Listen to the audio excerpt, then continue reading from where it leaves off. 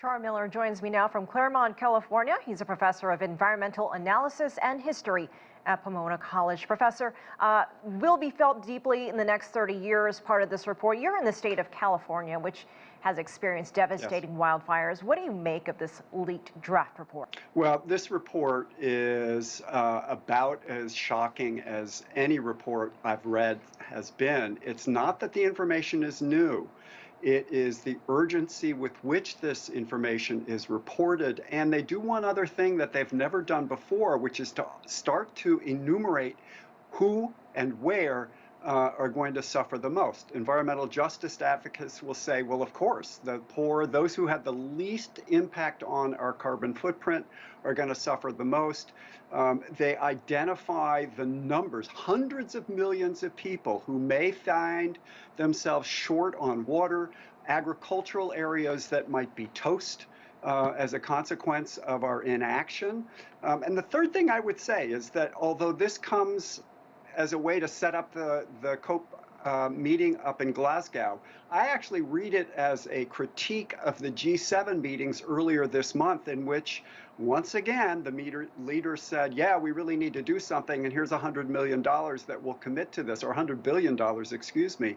It's the exact same number they used 12 years ago, and that tells us how little has happened, how little has changed, and I think this report is going to force us to act, or as the report says, we will barely survive as opposed to thriving. Yeah, one quote, the worst is yet to come, affecting our children and grandchildren's lives more than our own. Is it too late then for transformational change to turn this all around? Will this dire warning move anyone?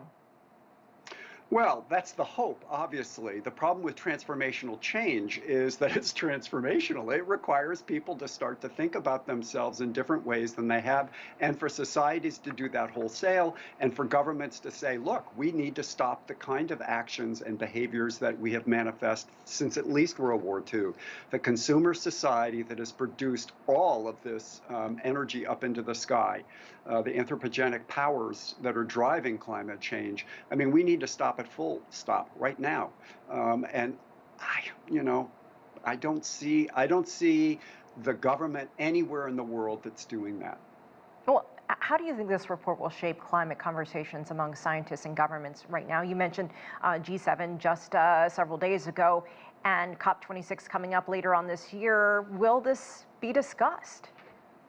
Oh, I think it has to be. I mean, in COP26 in Glasgow, if they don't reference this and if they don't act in response to this, they are actually doing precisely what this draft report warns us against doing, which is delay, dithering, coming up with half solutions. I hang out with geologists way too much, and they have been saying for the last decade, it is already irreversible.